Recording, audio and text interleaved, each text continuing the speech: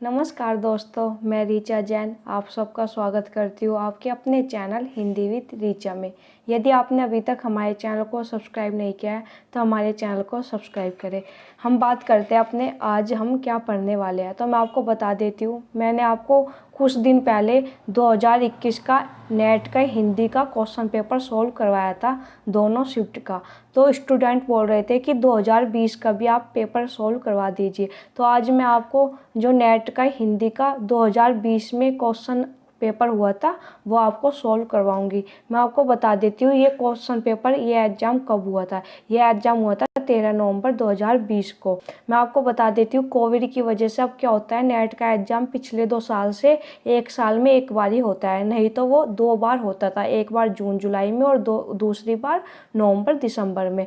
तो पिछले 2020 में भी एक बार ही एग्ज़ाम हुआ और 2021 में भी एक बार ही एग्ज़ाम हुआ था। तो 2021 का हम पेपर सोल्व कर चुके हैं। आज हम देखेंगे 2020 का। मैं आपको बता देती हूँ ये प्रथम पाली में जो पेपर हुआ था उसको हम देखेंगे और यहाँ पर मैंने ये पूर्ण विश्लेषण के साथ रखा है। मैं आपको क्वेश्चन ये भी बताऊंगी कि ये किस बुक से आया था, मैंने बुक के पेज भी रखे हुए हैं। हम आराम से इसको सोल्व करते हुए चलेंगे। तो और बता देती हूँ जितने भी आंसर है वे सब ऑफिशियल आंसर की के द्वारा है, जो आंसर आयोग ने माना था वही मैंने आंसर यहाँ पर रखे हैं। कोई भी अपनी तरफ से मैंने बदलाव नहीं किया, जो ऑफिशियल आंसर की आई थी उसी के अनुसार मैंने यहाँ पर अपने क्वेश्चन और आंसर रखे हैं।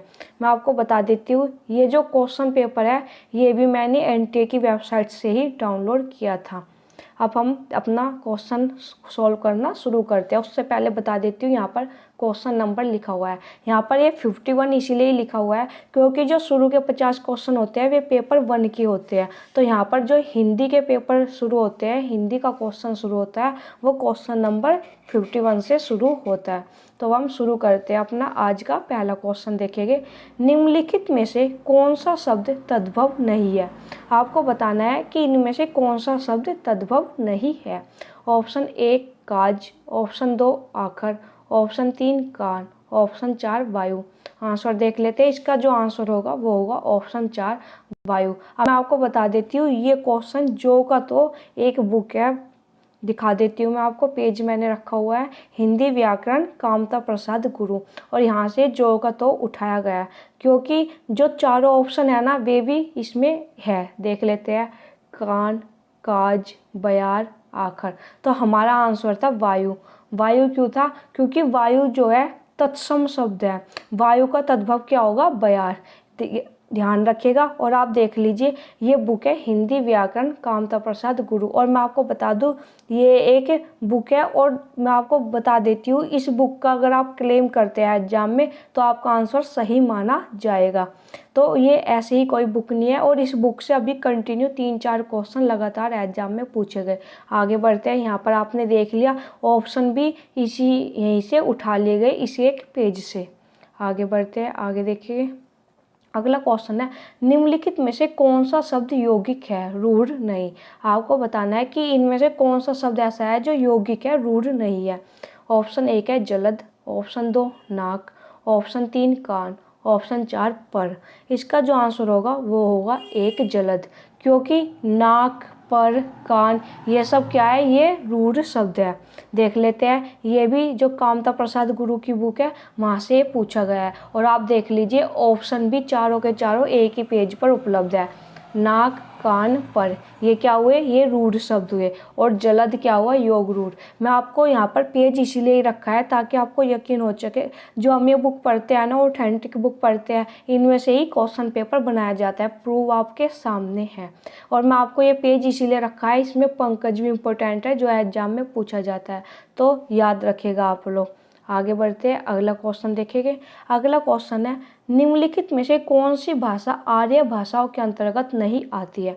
जो स्टूडेंट 2021 में एग्ज़ाम दिया था और या फिर वे 2022 में एग्ज़ाम देने जा रहे हैं तो उनको पता होगा, वे ध्यान रखिएगा कि आर्य भाषा से एक क्वेश्चन आता ही है। 2020 में आया था, 2021 में भी आया था। चाहे तो आप मेरा वो जो मैंने क्वेश्चन पेपर सोल्व करवाया है वो देख लीजिए, और 2022 में भी आने की पूर्ण संभावना है। तो आप बिल्कुल आर्य भाषा याद कर जाना, कौन सी आर्य भाषा कौन सी है। देख लेते हैं, आपको बताना है कौन सी भाषा आर्य भाषाओं के अंतर्गत नहीं आती है। ऑप्शन 1 है अरबी, ऑप्शन 2 फारसी, ऑप्शन 3 लैटिन, ऑप्शन 4 यूनानी। आपको बताना है इन चारों में से कौन सी आर्य भाषाओं के अंतर्गत नहीं आती है। ये नहीं थोड़ा ध्यान से पढ़ा कीजिए, क्योंकि इनमें बहुत कन्फ्यूजन होता है। हम कई बार जल्दी जल्दी में आती है, अंतर्गत आती है और राइट कर आ जाते हैं। पहला ऑप्शन देखा और राइट कर आए, पर थोड़ा आप ध्यान से इसको देखा करिए, नहीं पूछा गया है या नहीं। आगे इसका आंसर जो होगा ऑप्शन 1 अरबी। देख लेते हैं, ये भी बाबू कामता प्रसाद की बुक है, वहाँ से एक क्वेश्चन बना है। और मैं कहूँगी ये तो आप बिल्कुल अपने जहाँ पर नोट्स बनाते हो ना, ये 3 बिल्कुल नोट कर लेना, क्योंकि 2021 में भी इन 3 लाइन में से क्वेश्चन आया था, 2020 में भी आया। देख लेते हैं आर्य भाषाएं कौन कौन सी है। संस्कृत, प्राकृत, अंग्रेजी, फारसी, यूनानी, लैटिन। अब उसमें हमने अरबी लगाया, क्योंकि अरबी आर्य भाषा नहीं है। अरबी कैसी भाषा है? सामी भाषा है। 2021 में पूछ लिया था निम्न में से कौन सी सामी भाषा नहीं है। 3 तो यही ऑप्शन दे देते और 1 आर्य भाषा में से दे दिया था। तो आप ऐसे ही ये तीनों भाषाएं बिल्कुल याद करके जाना, आर्य भाषा, सामी भाषा, तुरानी भाषा। मेरा पेपर सॉल्व करवाने का उद्देश्य यही है, क्योंकि 2022 में जल्दी नेट का एग्ज़ाम होने वाला है। एग्ज़ाम फॉर्म भरे भी जा चुके हैं, तो कभी भी हमारा नेट का एग्ज़ाम हो जाएगा। तो आप बिल्कुल जो इम्पोर्टेंट चीज़ है, जो 2-3 साल से बार बार पूछी जा रही है, तो उन पर थोड़ा ध्यान कर जाइएगा। तो यही आप तीनों बिल्कुल अपने नोट में, जहाँ पर आप नोट्स बनाते हो उनमें नोट कर लेना। आगे देखते हैं। आगे है तारीख निम्नलिखित में से किस भाषा का मूल शब्द है। एक क्वेश्चन ये भी पूछा ही जाता है कि कौन सा शब्द किस भाषा का मूल शब्द है। एक क्वेश्चन यहाँ से बनता ही है। तो यहाँ पर पूछा है तारीख शब्द किस भाषा का मूल शब्द है, तो इसका आंसर होगा अरबी। मैं आपको बता देती हूँ, ये क्वेश्चन भी बाबू कामता प्रसाद गुरु जो है बुक है, हिंदी व्याकरण बुक का नाम है, और राइटर क्या है? कामता प्रसाद गुरु। यहीं से पूछा गया है, तारीख शब्द पूछा गया है। यहाँ पर मैं आपको दिखा देती हूँ, ये रहा तारीख, और ये अरबी भाषा का शब्द है। उससे पहले जब 2019 में हुआ था तो सिपारिश शब्द पूछा गया था, और जो इस बार 2021 में हुआ था उसमें औरत शब्द पूछा गया था। तो ये इम्पोर्टेंट है, अरबी के, फारसी के, तुर्की के, ये 3 के तो आप याद ही रखना। इन तीनों के सबसे ज़्यादा पूछे जाते हैं। तो मैंने यहाँ पर पूरा पेज इसीलिए रखा है कि आप एक बार सभी भाषाओं के जो मेन शब्द है वे देख ले। आगे बढ़ते हैं, अगला क्वेश्चन हम देखेंगे। रामचंद्र शुक्ल के अनुसार नाथों की संख्या है। आपको बताना है रामचंद्र शुक्ल के अनुसार नाथों की संख्या कितनी थी। Option 1 10, option 2 9, option 3 8, option 4 7। तो इसका हमारा आंसर होगा ऑप्शन 2। नाथों की संख्या कितनी थी? 9। देख लेते हैं, ये जो हिंदी साहित्य का इतिहास आचार्य रामचंद्र शुक्ल की बुक है उसमें क्लियर लिखा है, जिस प्रकार सिद्धों की संख्या 84 प्रसिद्ध है, उसी प्रकार नाथों की संख्या 9। तो इम्पोर्टेंट है, देख लीजिएगा। और मैं आपको बता देती हूँ, ये बुक मैं आपको लाइन बाय लाइन पढ़ा रही हूँ। हमारा रीतिकाल का प्रकरण 2 चल रहा है, तो जिन स्टूडेंट ने अभी तक नहीं देखी वे जाकर देख ले। आगे बढ़ते हैं, आगे देखिए। अगला क्वेश्चन है हमारा, नगर बाहिरे डोंबी तोरी कुड़िया चई छोई जाइसो ब्रह्मा नारिया। उपयुक्त काव्य पंक्तियाँ किसकी है? आपको बताना है जो ये काव्य पंक्तियाँ है ये किस राइटर की है। Option 1 Sarappa, option 2 Kanappa, option 3 Luippa, option 4 Dombippa. तो हो सकता है इसमें आप कंफ्यूज हो जाओ कि यहाँ पर डोम भी आया हुआ है तो डोम्बिप्पा होगा। जी नहीं, इसका आंसर होगा कनप्पा। देख लेते हैं, ये भी जो हिंदी साहित्य का इतिहास आचार्य रामचंद्र शुक्ल की बुक है वहाँ से जो का तो पूछा गया। लिखा है, सिद्ध कनप्पा डोमिनी का आन गीत इस प्रकार गाते हैं, और यहाँ पर ये गीत लिखा गया है। जब मैंने आपको आदिकाल पढ़ाया था तो मैंने आपको बताया भी था। आगे बढ़ते हैं, आगे देखेंगे। रामचंद्र शुक्ल के अनुसार निम्नलिखित में से दुआश्रय काव्य के रचयिता है। Option 1 Pushpadant, option 2 Hemchandra, option 3 Jainacharya Merutung, option 4 Vidyadhar. तो इसका हमारा आंसर होगा ऑप्शन 2 हेमचंद्र। ये भी रामचंद्र शुक्ल की बुक से है। ये बुक इतनी इंपॉर्टेंट आप देख रहे हैं, लगातार 3-4 क्वेश्चन इसी बुक से जो के तो पूछे गए हैं, इसीलिए ये बुक मैं आपको लाइन बाय लाइन पढ़ा रही हूँ। देख लेते हैं, अपने व्याकरण के उदाहरण के लिए हेमचंद्र ने भट्टी के समान एक द्विआश्रय काव्य की भी रचना की है, जिसके अंतर्गत कुमारपाल चरित नामक एक प्राकृत काव्य भी है। इस काव्य में भी अपभ्रंश के पद्य रखे गए हैं। तो यहाँ पर ये द्विआश्रय काव्य आया है, ये किसका है? हेमचंद्र का है। इम्पोर्टेंट है, देख लीजिएगा आप लोग। आगे बढ़ते आगे। मलिक मोहम्मद जायसी की प्रेम कविता हिंदी साहित्य के इतिहास का काल विभाजन और नामकरण करते हुए उपयुक्त नामकरण किस साहित्य इतिहास ने सुझाया है? कहते हैं जब हिंदी साहित्य इतिहास का जो नामकरण हो रहा था उसमें एक ने नाम रखा था मलिक मोहम्मद जायसी की प्रेम कविता, तो वो काल विभाजन इन चारों में से किसने किया था? ऑप्शन 1 है George Grierson, option 2 Ramchandra Shukla, option 3 Hazari Prasad Dwivedi, option 4 Ganpati चंद्र गुप्त। तो इसका आंसर होगा ऑप्शन 1 जॉर्ज ग्रियर्सन। ये आपको किसी भी जो वन लाइनर बुक होती है उसमें मिल जाएगा। तो यहाँ पर एक बुक है हिंदी भाषा एवं साहित्य का वस्तुनिष्ठ इतिहास, सरस्वती पांडे, गोविंद पांडे। तो यहाँ पर मैंने उसी का पेज यहाँ पर रखा है। ये एक वन लाइनर बुक है, अगर आप चाहे तो इसको ले सकते हैं। वन लाइनर ये अच्छी बुक है, पर इस पर थोड़े सन वगैरह इसमें थोड़े बहुत गलत दिए हुए हैं। तो थोड़ा आप ध्यान से जो बुक है पहले बुक में पढ़कर जब आप इस बुक को फॉलो कीजिएगा। तो यहाँ पर ये रहा जायसी की प्रेम कविता, यहाँ पर जो ये दिया हुआ था जायसी की प्रेम कविता, किसने किया काल विभाजन? जॉर्ज ग्रियर्सन ने। इन्होंने जो काल विभाजन किया था वो 11 चरणों में किया था। तो आप याद रखिएगा। अब आजकल एग्जाम में इनमें से पूछा जा रहा है, क्योंकि जब 2020 में यह एग्जाम हुआ था ना, तो प्रथम पाली में भी एक क्वेश्चन आया था यहाँ से और द्वितीय पाली में भी आया था। द्वितीय पाली में जहाँ तक मुझे याद है पूछा गया था ब्रज का कृष्ण संप्रदाय काल विभाजन किसने किया, तो उसका भी आंसर था ग्रियर्सन।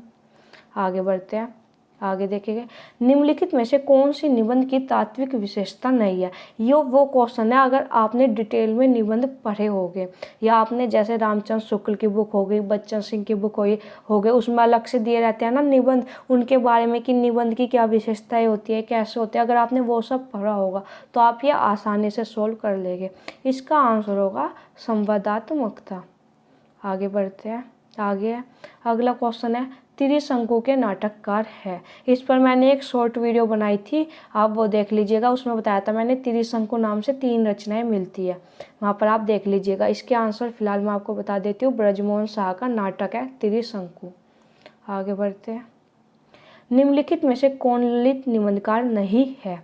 देखो यहाँ पर नहीं है। कई बार तो एग्जाम में क्या होता है, नहीं के नीचे अंडरलाइन कर कर दे देते हैं तो हमारा ध्यान चला जाता है, और कई बार अंडरलाइन कर कर नहीं देते तो हमारा ध्यान कई बार चला जाता है, कई बार नहीं जाता। तो इसलिए आप क्वेश्चन थोड़ा ध्यान से पढ़िएगा, नहीं बहुत ध्यान से देखिएगा।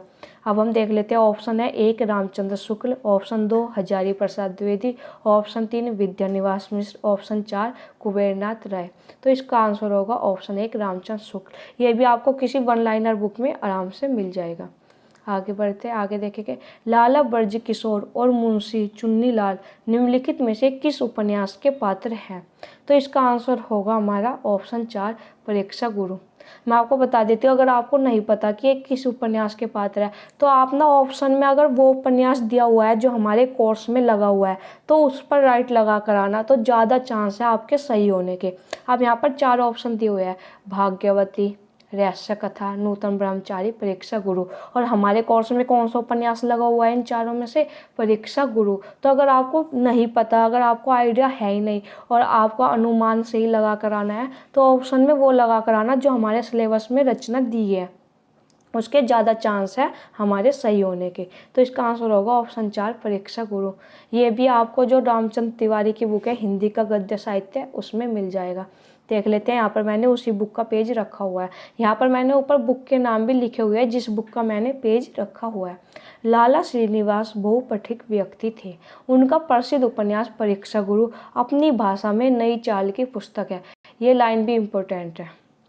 आगे देखते हैं, यहाँ पर जो पात्र पूछे गए थे यहाँ पर इन्होंने दिए हुए हैं लाला ब्रज किशोर, मुंशी चुन्नीलाल और मास्टर शिम्बू दयाल उनके साथ है। यहाँ पर जो पात्र है वो नाम इन्होंने दिए हुए हैं और यहीं से ये क्वेश्चन पूछा गया है। और दूसरा कारण ये क्वेश्चन पूछने का ये है क्योंकि परीक्षा गुरु हमारे सिलेबस में लगा हुआ है। आगे बढ़ते हैं। आधुनिक ईरान की पृष्ठभूमि पर रख रंजित क्रांति का चित्रण निम्नलिखित में से किस उपन्यास में किया गया है? ऑप्शन 1 है दूसरी तरफ, ऑप्शन 2 लाल पसीना, ऑप्शन 3 7 नदियाँ एक समुंदर, ऑप्शन 4 वे दिन। तो आपको बताना है इन चारों में से कौन सा सही होगा। तो हमारा आंसर होगा 7 नदियाँ एक समुंदर। देख लेते हैं ये भी रामचंद्र तिवारी की बुक है। अगर आपको सभी उपन्यास, नाटक, कहानी इनके विषय जानने हैं, इनमें क्या क्या इंपॉर्टेंट है, तो वो सब आपको एक जगह रामचंद्र तिवारी की बुक में मिल जाएगा। थोड़ी मोटी बुक है, टॉपिक वाइज पढ़ेगा तो आपको ईजी पड़ेगी पढ़ने में। देख लेते हैं यहाँ पर इसमें क्लियर लिखा है 7 नदियाँ एक समुंदर में आज के ईरान की कथा कही गई है, जो कि हमारे क्वेश्चन में पूछा गया था। आगे बढ़ते हैं। आगे है सीता हरण तात जनी कहू पिता सन जाई, वो उद्धरण में कौन सी ध्वनि है। इसमें आपको ध्वनि बतानी है। वो क्वेश्चन है जो कहते हैं ना कि जब एग्जाम आता है तो 10 क्वेश्चन ऐसे होते हैं जो उनका आंसर किसी को नहीं पता होता, तो ये उनमें से ये एक ऐसा क्वेश्चन है। तो इसका जो आंसर होगा ऑप्शन 1 हमारा आंसर होगा। आगे बढ़ते हैं। आगे है देश प्रेम है क्या, प्रेम ही तो है, इस प्रेम का आलंबन क्या है। सारा देश अर्थात मनुष्य, पक्षी, नदी, नाले, वन सहित सारी भूमि। कथन किसका है। तो ये कथन है रामचंद्र शुक्ल का। मैं आपको बता देती हूँ ये कथन कहाँ से लिया गया है। जो रामचंद्र शुक्ल का चिंतामणि निबंध है, चिंतामणि निबंध का जो भाग 2 है उसमें निबंध है काव्य में प्राकृतिक दृश्य, वहाँ से ही ये कोटेशन ली हुई है। तो इसका आंसर होगा रामचंद्र शुक्ल। मेरे पास ये बुक नहीं थी, नहीं तो मैं इस बुक का भी पेज रख देती।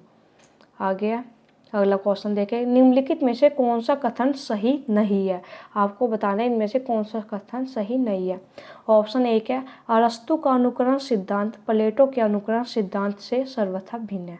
ऑप्शन 2 अरस्तु ने स्पष्ट कर दिया है कि कवि और चित्रकार के माध्यम अलग अलग है। ऑप्शन 3 प्लेटो ने अनुकरण को सभी कलाओं की एकता का सामान्य आधार माना है। ऑप्शन 4 अरस्तु का अनुकरण सिद्धांत प्लेटो के अनुकरण सिद्धांत का अनुकरण मात्र है। तो हमारा ऑप्शन 4 गलत होगा, क्योंकि अरस्तु का जो अनुकरण सिद्धांत है वो प्लेटो के अनुकरण सिद्धांत का अनुकरण मात्र नहीं है। और ये यहाँ इसलिए पूछा गया क्योंकि अरस्तु का जो अनुकरण सिद्धांत है वो हमारे सिलेबस में लगा हुआ है। प्लेटो और अरस्तु दोनों हमारे सिलेबस में है, इसलिए ये क्वेश्चन यहाँ पर पूछा गया है। इसका आंसर जो हमारा होगा ऑप्शन 4। आगे बढ़ते हैं। आगे निम्नलिखित में से कौन सा कथन सही है। आपको बताना है इन चारों में से कौन सा कथन सही है। तो हमारा इसका आंसर होगा ऑप्शन 3। कोलरिज के अनुसार किसी कलाकृति का मूल्य उसकी कलात्मकता में ही है, उसके बाहर नहीं। आगे बढ़ते हैं। आगे देखेंगे निम्नलिखित में से किस बिंदु पर महात्मा गांधी और डॉक्टर भीमराव अंबेडकर के बीच मतभेद था। ये क्वेश्चन आया है यूनिट 4 से, जो हमारी विचारधारा वाली यूनिट है वहाँ से ये क्वेश्चन आया है। इसका आंसर होगा ऑप्शन 2 अलग मतदाता सूची, क्योंकि इनको लेकर ही महात्मा गांधी और भीमराव अंबेडकर में मतभेद था। अगर आपको इनकी विचारधारा पता होगी, महात्मा गांधी की क्या विचारधारा थी, भीमराव अंबेडकर की क्या विचारधारा थी, तो आप ये क्वेश्चन सोल्व कर लीजिए। और अगर आपने अभी तक नहीं पढ़ा है तो गूगल पर जाइए, थोड़ा सर्च कीजिए, थोड़ा इनके बारे में पढ़िए, तो भी आपको ये क्वेश्चन सोल्व हो जाएगा आपका।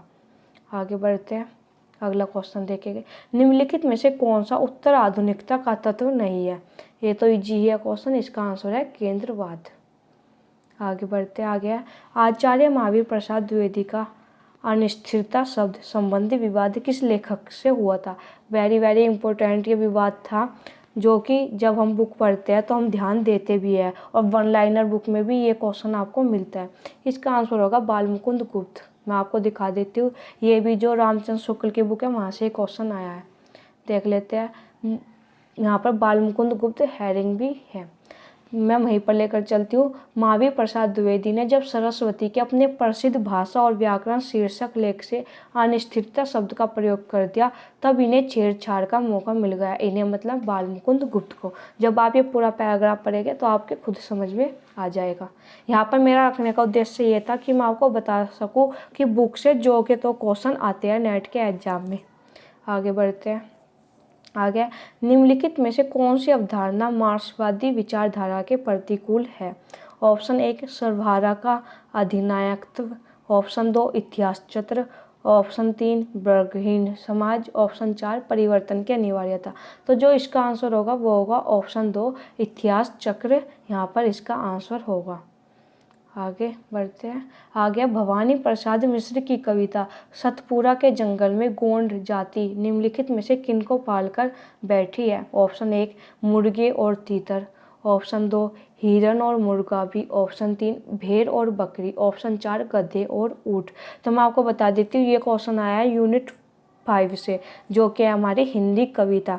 उसमें सतपुरा के जंगल कविता लगी हुई है और उसी में से ये क्वेश्चन आया है। तो इससे हमें क्या पता चलता है कि हमको जो यूनिट 5 में कविता लगी है उनको पढ़नी होगी। तो इसका आंसर होगा ऑप्शन 1 मुर्गे और तीतर। ये क्वेश्चन वही सॉल्व कर पाएगा जिसने कविता पढ़ी होगी। आगे बढ़ते हैं। आगे है रामचरितमानस के उत्तरकांड में उन्होंने ज्ञान की अपेक्षा भक्ति को कहीं अधिक सुसाध्य और आशु फलदायिनी कहा है। यह कथन किसका है? तो ये कथन है रामचंद्र शुक्ल का। ये भी जो हिंदी साहित्य का इतिहास बुक है वहाँ से क्वेश्चन आया है। देख लीजिए मैंने उसी का पेज रखा है, ये आपको तुलसीदास वाले पोर्शन में मिल जाएगी। ये जो कि तो कोटेशन मैंने भी उसी बुक का पेज रखा है। आगे बढ़ते हैं। आगे गोरी सोवे सेज पर मुख पर डारे केस उपयुक्त दोहा मीर खुसरो ने किस संदर्भ में कहा है? ऑप्शन 1 अपने आश्रयदाता के नाराज होने पर, ऑप्शन 2 संपत्ति के लूटे जाने पर, ऑप्शन 3 हजरत निजामुद्दीन औलिया की मृत्यु पर, ऑप्शन 4 अपनी प्रेमिका द्वारा तिरस्कृत होने पर। तो इसका आंसर होगा ऑप्शन 3 हजरत निजामुद्दीन औलिया की मृत्यु पर।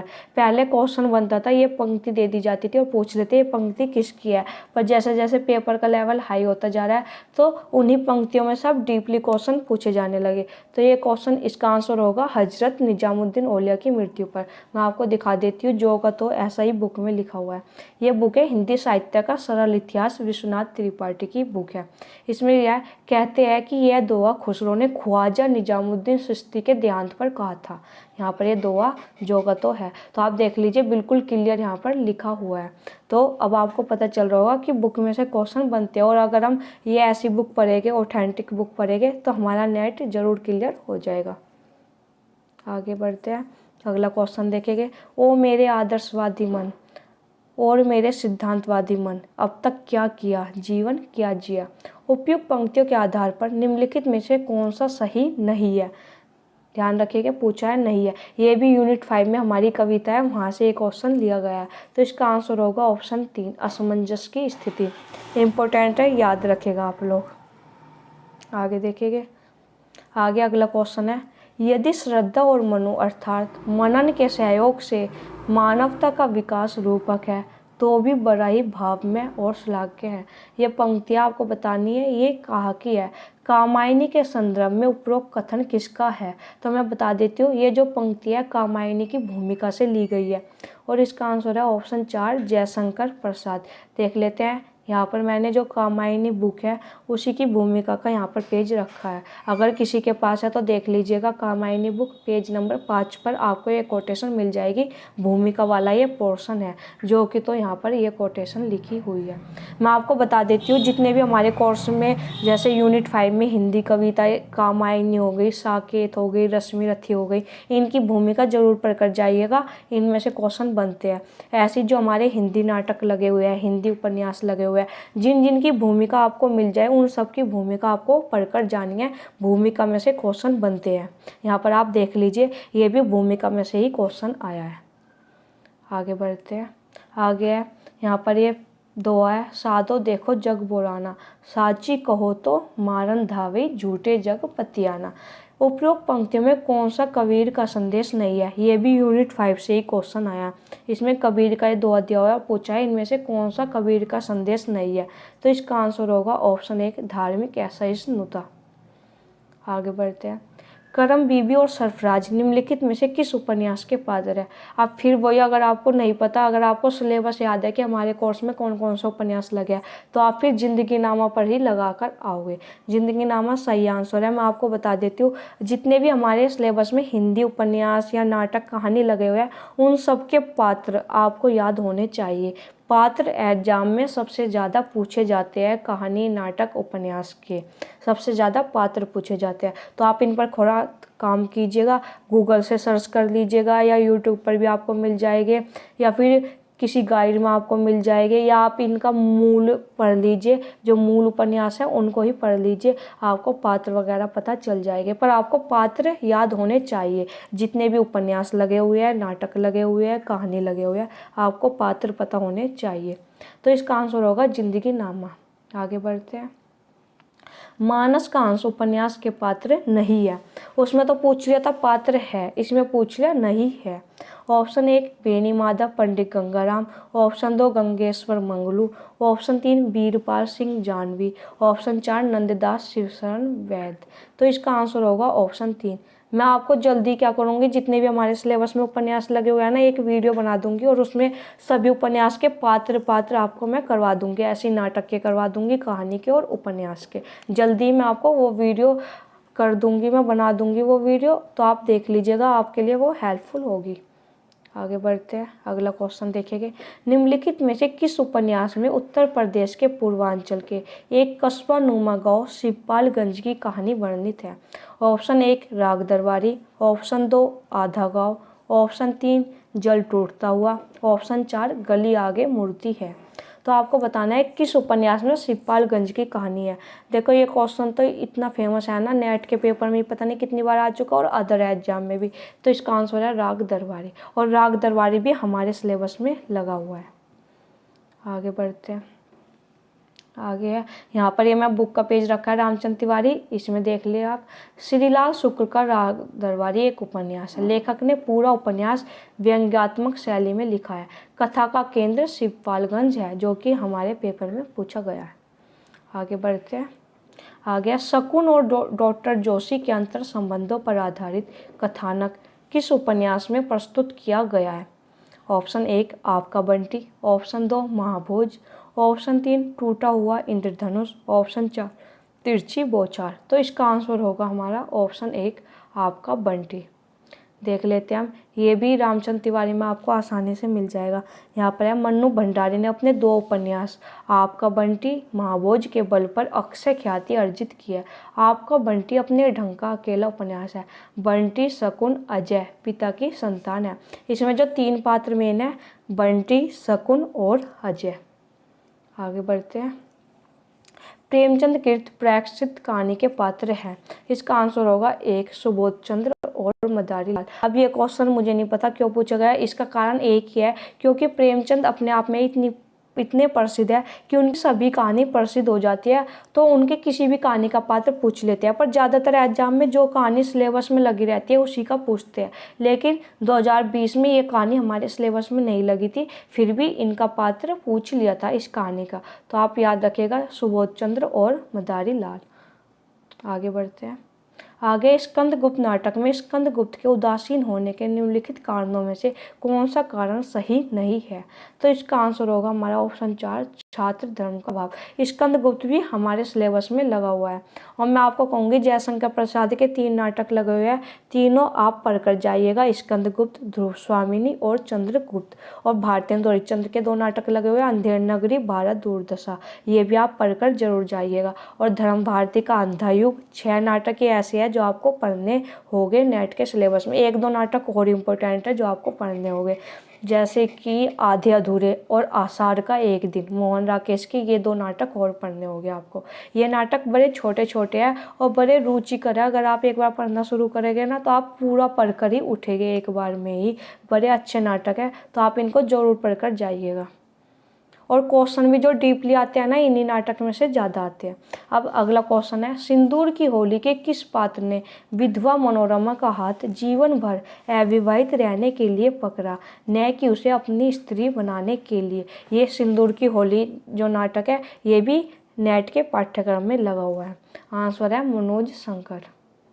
देखो ये वो क्वेश्चन है, अगर किसी ने ये नाटक पढ़ा होगा तो वो ये क्वेश्चन सोल्व कर पाएगा। और ऐसे 3-4 क्वेश्चन होते ही है कि जिन पर हमको पता नहीं होता या हमने डीपली पढ़ा नहीं होता, तो इसमें घबराने वाली बात नहीं है कि हमको ये क्वेश्चन नहीं आता तो कोई बात नहीं।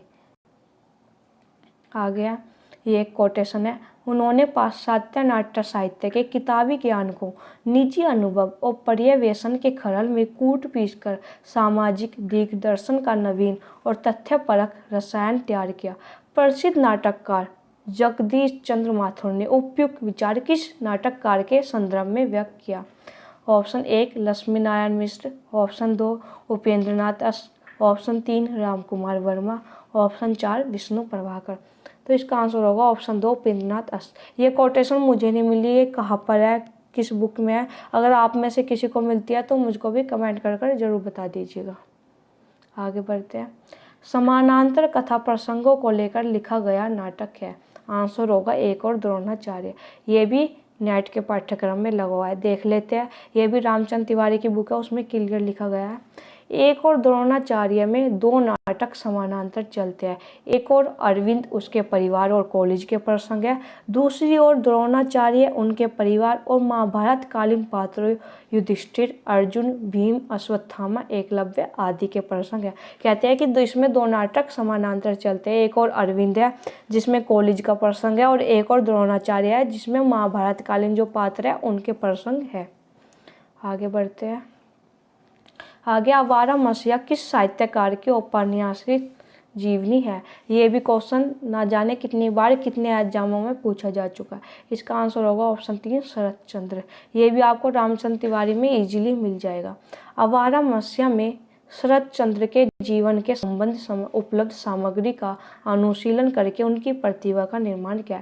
जीवनी लेखक विष्णु प्रभाकर स्वयं एक अत्यंत संवेदनशील रचनाकार। आवारा मसीहा के जो राइटर है वे कौन है? विष्णु प्रभाकर। और इसमें किसके जीवन का वर्णन है? शरत चंद्र का। यह तो बड़ा इंपॉर्टेंट है, ये किसी न किसी एग्जाम में क्वेश्चन रिपीट होता ही रहता है। आगे देखेंगे। आगे रामचंद्र शुक्ल के अनुसार निम्नलिखित में से किस ग्रंथ में कयामत का वर्णन है? फिर यहाँ पर रामचंद्र शुक्ल की बुक है, वहाँ से क्वेश्चन है। इसका आंसर होगा ऑप्शन 3 आखिरी कलाम। देख लेते हैं। ये भी ये रामचंद्र शुक्ल की बुक है, इसमें लिखा है आखिरी कलाम। आखिरी कलाम में कयामत का वर्णन है। आप खुद देख लीजिए, ये इसी बुक का पेज यहाँ पर रखा है। मलिक मोहम्मद जायसी सूफी काव्य में आपको ये ऐसा कैसी पंक्ति मिल जाएगी। आगे बढ़ते। आगे महादेवी के साहित्य में कहीं निष्क्रिय दया नहीं वरन रचनात्मक करुणा का ही भाव वर्तमान है। उपयुक्त पंक्तियाँ किस आलोचक की है? तो ये पंक्तियाँ रामस्वरूप चतुर्वेदी की। और ये किस बुक से पूछी गई है वो भी मैं आपको बता देती हूँ। ये बुक है हिंदी साहित्य और संवेदना का विकास, डॉक्टर रामस्वरूप चतुर्वेदी की बुक है। जहाँ पर महादेवी वर्मा वाला पोर्शन है वहाँ पर आपको मिल जाएगा। लिखा हुआ है पर महादेवी के साहित्य में कहीं निष्क्रिय दया नहीं वरन रचनात्मक करुणा का ही भाव वर्तमान है। आप देख लीजिए कहाँ से कितना डीपली पूछा जाता है, तो इसलिए ही बुक पढ़नी जरूरी होती है। आगे देखते हैं। आगे फोर्ट विलियम कॉलेज कलकत्ता के संबंध में निम्नलिखित में से कौन सा कथन सही नहीं है? ऑप्शन 1 इस कॉलेज के प्राचार्य जॉन गिलक्राइस्ट थे। ऑप्शन 2 इंग्लैंड से नवगत अंग्रेज अफसरों के प्रशिक्षण की व्यवस्था थी। ऑप्शन 3 आधुनिक भारतीय भाषाओं की जानकारी नहीं दी जाती थी। ऑप्शन 4 इसकी स्थापना 1800 ईस्वी में हुई थी। तो इसका आंसर जो होगा 3 आधुनिक भारतीय भाषाओं की जानकारी नहीं दी जाती थी। ये गलत है, यानी ये आंसर सही होगा क्योंकि इसमें नहीं पूछा है। आगे बढ़ते हैं। आगे निम्नलिखित में से तालव्य वर्ण है। मैं आपको बता देती हूँ उच्चारण स्थान जो है हमको वे भी एक बार देखकर जाने हैं। तो आपको बताना है निम्न में से कौन सा तालव्य वर्ण है। तो इसका आंसर होगा ऑप्शन 4 यानी ए और डी। ए और डी यानी च और ज। देख लेते हैं। ये भी जो आपको हिंदी व्याकरण कामता प्रसाद गुरु की बुक है उसमें मिल जाएगा। यहाँ पर ये रहा उच्चारण स्थान है, तालव्य वर्ण है। देख लीजिएगा यहाँ पर च और ज जो कि हमारे पिछले ऑप्शन में दिया हुआ था। आगे देखते हैं। आगे है राजभाषा आयोग 1955 के अनुसार निम्नलिखित सुझाव दिए गए हैं। हिंदी सर्वाधिक बोली और समझी जाने वाली भाषा है, यही सारे भारत का एक माध्यम हो। ऑप्शन बी 14 वर्ष की उम्र तक भारत के प्रत्येक विद्यार्थियों को हिंदी का ज्ञान करा देना चाहिए। ऑप्शन सी है हमारा भारत सरकार के प्रकाशन अधिक से अधिक अंग्रेजी में किए जाए। और पॉइंट डी है उच्च न्यायालयों में क्षेत्रीय भाषाओं का व्यवहार होना चाहिए। तो आपको बताना है इन चारों में से राजभाषा आयोग 1955 के अनुसार निम्न में से कौन कौन से सुझाव दिए थे। तो इसका आंसर होगा हमारा ऑप्शन 2 ए, बी और डी। ये सुझाव दिए गए थे। आगे बढ़ते हैं। आगे है जगदीश चंद्र माथुर के नाटकों के मुख्य स्वर है। ये क्वेश्चन अगर आपने जगदीश चंद्र माथुर का एक भी उपन्यास पढ़ा होगा, एक भी नाटक अगर आपने पढ़ा होगा, तो आप ये सॉल्व कर लेंगे, क्योंकि आपको पता होगा कि उनके नाटक में क्या क्या उनके मुख्य स्वर होते थे। तो हम देख लेते हैं, इसका आंसर जो होगा हमारा ऑप्शन 3 होगा, ए और सी, यानी प्राचीन पात्र प्रसंगों द्वारा सामयिक समस्याओं का प्रकाशन और रामलीला पद्धति द्वारा तुलसी के मानस धर्म को आधुनिक पाठकों तक पहुंचाना। आगे बढ़ते हैं। रामचंद्र शुक्ल के अनुसार निम्नलिखित में से अमीर खुसरो के बारे में कौन सी बातें सही है। मैं आपको बता देती हूँ, अगर आप इस बार नेट का एग्जाम देने जा रहे हैं, अमीर खुसरो और केशव दास, इन दोनों की बिल्कुल लाइन बाय लाइन देख कर जाना शुक्ल की बुक से, क्योंकि अमीर खुसरो और केशव दास हर बार एग्जाम में पूछे जाते हैं। तो यहाँ पर भी ये चारों पॉइंट जो है रामचंद्र शुक्ल की बुक से दिए हुए हैं, बस थोड़ा सा एक पॉइंट में अंतर कर दिया है। देखते हैं, पढ़ते हैं। ए पॉइंट है, वे फारसी के बहुत अच्छे ग्रंथकार और अपने समय के नामी कवि थे, बिल्कुल सही। ऑप्शन हमारा जो पॉइंट बी है, ये बड़े ही विनोदी, मिलनसार और साहित्य थे, बिल्कुल सही। ऑप्शन सी है, इनमें उक्ति वैचित्र्य का नितांत अभाव था, ये हमारा गलत है। ऑप्शन डी है, इनकी पहेली और मुखरिया प्रसिद्ध है, बिल्कुल सही है। तो हमारा जो आंसर होगा ए बी डी, यानी कि एक। अब मैं आपको बता देती हूँ, यहाँ पर इन्होंने थोड़ा सा चेंज किया है। बुक में क्या लिखा था, इनमें उक्ति वैचित्र्य की प्रधानता है, और यहाँ पर क्या कर दिया, यहाँ पर अभाव कर दिया, तो ये गलत हो गया। तो आप देख रहे हैं कितनी बारीकी से किया इन्होंने। मैं आपको 1 मिनट बुक का ही पेज दिखा देती हूँ, ये रहा बुक का पेज रखा है, देखो, देख लेते हैं। ये फारसी के बहुत अच्छे ग्रंथकार और अपने समय के नामी कवि थे, बिल्कुल सही। ये बड़े ही विनोदी, मिलनसार और साहित्य थे, बिल्कुल सही। अब देखते हैं, इनकी पहेली और मुखरिया प्रसिद्ध है, बिल्कुल सही। अब यहाँ पर ये पॉइंट, इनमें उक्ति वैचित्र्य की प्रधानता थी, और वहाँ पर क्या कर दिया, अभाव। तो आप देख रहे हैं कितना माइनर अंतर किया। तो इसीलिए ही आपको जो भी हमारे राइटर है, जो इम्पोर्टेंट है शुक्ल की बुक के, वो आपको ऐसे ही ध्यान से पढ़ने होंगे, कि बहुत ही माइनर अंतर करते हैं एग्जाम में, हम कंफ्यूज हो जाते हैं, हमको ये भी पॉइंट सही लगता है। तो इसलिए ही यहाँ पर आप देख लीजिए, अमीर खुसरो और केशव दास में ज़्यादा कहूँगी, ये दोनों तो बिल्कुल आपको बहुत ही अच्छे से पढ़कर जाने होंगे रामचंद्र शुक्ल की बुक से। आगे बढ़ते, आगे देखेंगे। आगे है, पुनर्जागरण के संबंध में निम्नलिखित में से कौन से कथन सही है। दो जातीय संस्कृतियों की टकराव, मनुष्य की आदिम प्रवृत्तियों की तलाश, परंपराओं का यथातथ्यानुपालन, मनुष्य के को संपूर्ण रूप की खोज। तो इसमें जो हमारा आंसर सही होगा ए डी, यानी एक। ये भी जो रामस्वरूप चतुर्वेदी की बुक है, वहाँ से उठाया गया है, देख लीजिए। दो जातीय संस्कृतियों की और मनुष्य के संपूर्ण रूप की खोज, दोनों पॉइंट यहाँ पर बिल्कुल क्लियर लिखे हुए हैं। आगे बढ़ते हैं। फणीश्वर नाथ रेणु द्वारा रचित कहानियाँ हैं। ए मुर्दों का गाँव, बी ठुमरी, सी कर्मनाशा की हार, डी आदिम रात्रि की मैग। नीचे दिए गए विकल्पों में से सही उत्तर चुनिए। तो यहाँ पर जो सही आंसर होगा वो होगा बी और डी। आप मुझको कमेंट कर बताइएगा कि मुर्दों का गाँव किसकी कहानी है और कर्मनाशा की हार। कमेंट कर बताइएगा, जिससे मुझे पता चले हाँ कि आपने वीडियो देखी कंप्लीट। आप मुझको कमेंट कर जरूर बताइएगा। तो इसका आंसर जो होगा बी और डी, यानी कि 3 हमारा आंसर होगा। ये भी आपको रामचंद्र तिवारी की बुक में मिल जाएगा। यहाँ पर ये लिखा है, फणीश्वर नाथ रेणु के कहानी संग्रह, ठुमरी, आदिम रात्रि की मैग, अग्निखोर, एक श्रावणी दोपहर की धूप, अच्छे आदमी। आगे अब यशपाल की पर्दा कहानी के पात्र हैं। हरगोविंद, बब्बर अली खां, चौधरी पीर बख्श, शेख जुम्मन। तो इसका आंसर होगा बी सी, बब्बर अली खां, शेख जुम्मन, नहीं सॉरी, बी और सी होगा, बब्बर अली खां और चौधरी पीर बख्श। आगे बढ़ते हैं। निम्नलिखित में से टी.एच. इलियट की पुस्तकें है। तो मैं आपको बता देती हूँ, ये आपकी कोई भी 1 लाइनर बुक है, वहाँ पर आपको ये मिल जाएगा।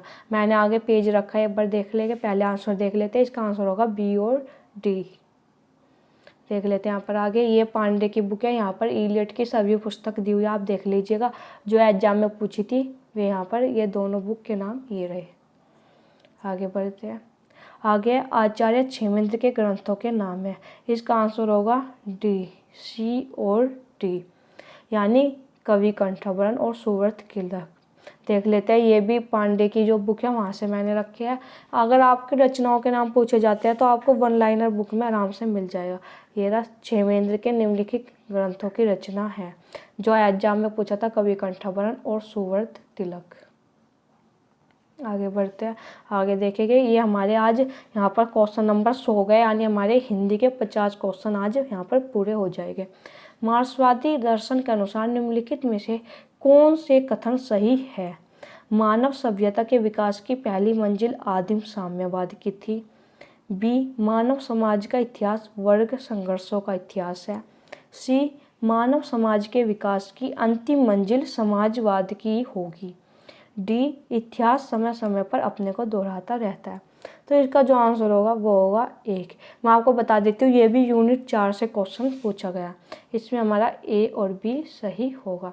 तो यहाँ पर आज हमारे 50 क्वेश्चन पूरे होते हैं। कल को मैं आपको बाकी के 50 क्वेश्चन पूरे करवा दूंगी। अब आप मुझको बताइएगा कि आपको ये वीडियो कैसी लगी। मतलब अगर आपको यूजफुल लगी तो मैं इसे कंटिन्यू रखूँगी, आपको ऐसे ही 3-4 साल के पेपर सॉल्व करवाऊँगी, ये देखकर कि किस बुक से कितने क्वेश्चन आए हैं।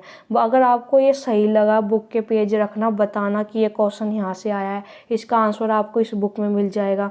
अगर आपको सही लगता है तो मैं इसे कंटिन्यू रखूँगी। आप कमेंट कर ज़रूर बताइएगा। और एक बात और, अगर आपको मेरी वीडियो पसंद आती है तो इसको शेयर ज़रूर कीजिएगा। और अगर आपको आज की वीडियो यूजफुल लगी तो लाइक, सब्सक्राइब, शेयर कर दीजिएगा। धन्यवाद।